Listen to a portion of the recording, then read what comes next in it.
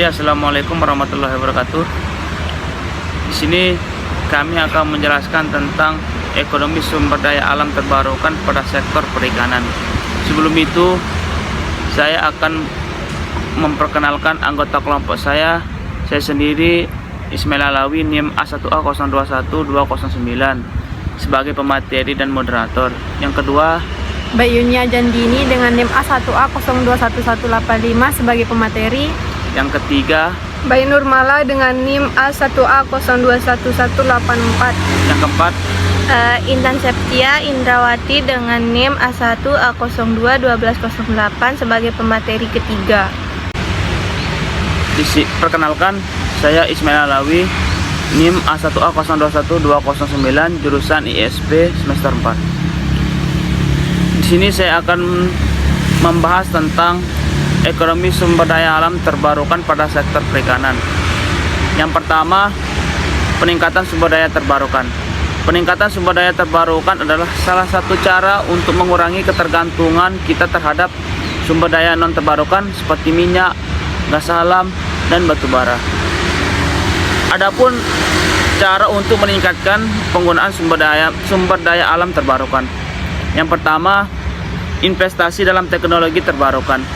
Dalam hal ini, pemerintah dan sektor swasta dapat berinvestasi dalam teknologi terbarukan seperti panel surya, turbin angin, dan baterai yang dapat menyimpan energi.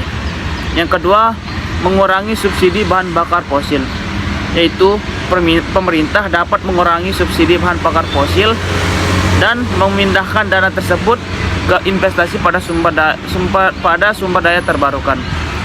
Yang ketiga, memberikan insentif pajak, yaitu pemerintah dapat memberikan insentif pajak kepada perusahaan yang menggunakan sumber daya terbarukan atau mengembangkan teknologi terbarukan.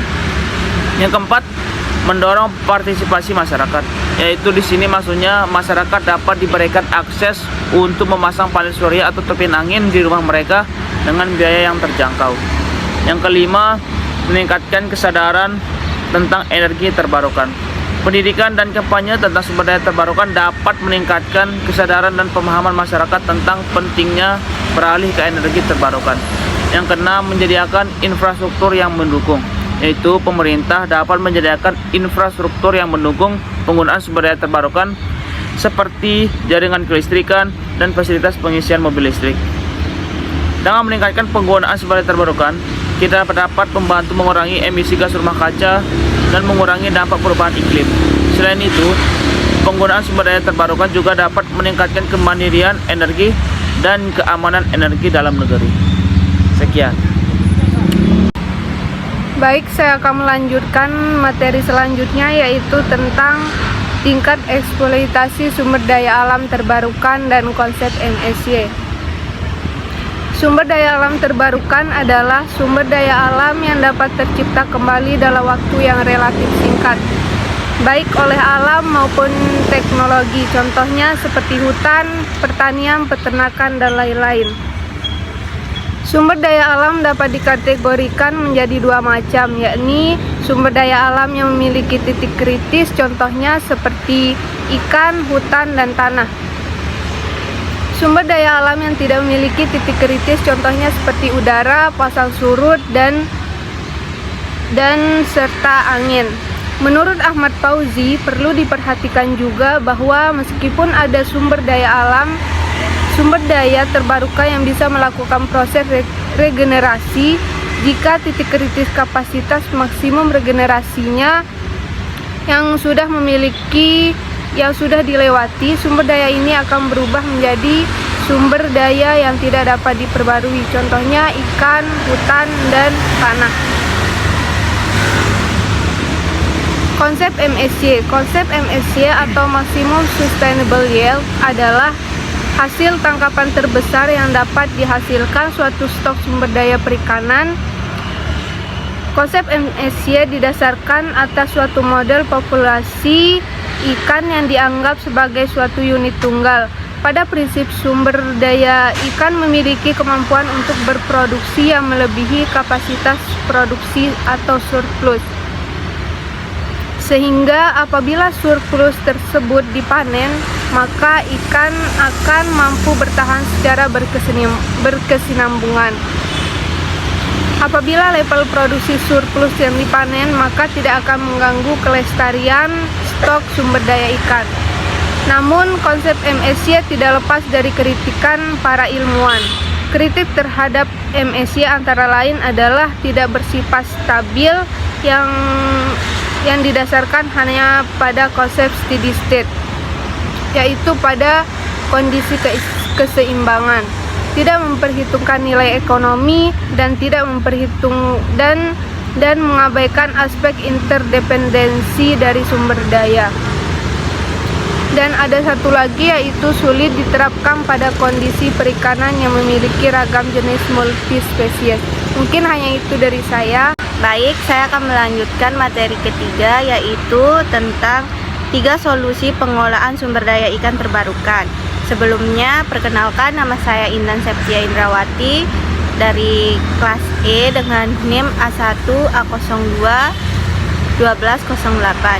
Baik, selanjutnya tiga solusi pengolahan sumber daya ikan terbarukan, yaitu yang pertama, profit maximum economic yield adalah kondisi di mana pendapatan nelayan semakin tinggi diperoleh. Pada titik tersebut, hasil tangkapan yang diperoleh tidak setinggi seperti pada titik maksimum economic yield. Demikian pula dengan revenue yang diperoleh. Namun, pada kondisi tersebut akan diperoleh profit yang paling tinggi maksimum. Yang kedua, common property, yaitu karena sumber daya perikanan bersifat common property, artinya bahwa sumber daya di mana keikutsertaan dalam penggunaan adalah bebas dan terbarukan untuk sekelompok pemakai atau calon pemakai. Dan yang ketiga, open access maximum social yield, yaitu hasil tangkapan terbesar yang didapat dihasilkan dari tahun ke tahun oleh suatu perikanan. Konsep maksimum social yield didasarkan atas suatu model yang sangat sederhana dari suatu populasi ikan yang dianggap sebagai unit tunggal. Sekian materi yang dapat saya sampaikan. Baik, saya akan melanjutkan materi keempat mengenai model optimum penggunaan sumber daya terbarukan. Sebelumnya, perkenalkan, nama saya Bayunya Jandini dengan NIM A1A021185. Energi terbarukan adalah sumber energi yang tersedia oleh alam dan bisa dimanfaatkan secara terus-menerus. Hal ini senada dengan keterangan Internasional Energi Agency (IEA) yang juga menyatakan bahwa energi terbarukan adalah energi yang berasal dari proses alam yang diisi ulang terus-menerus.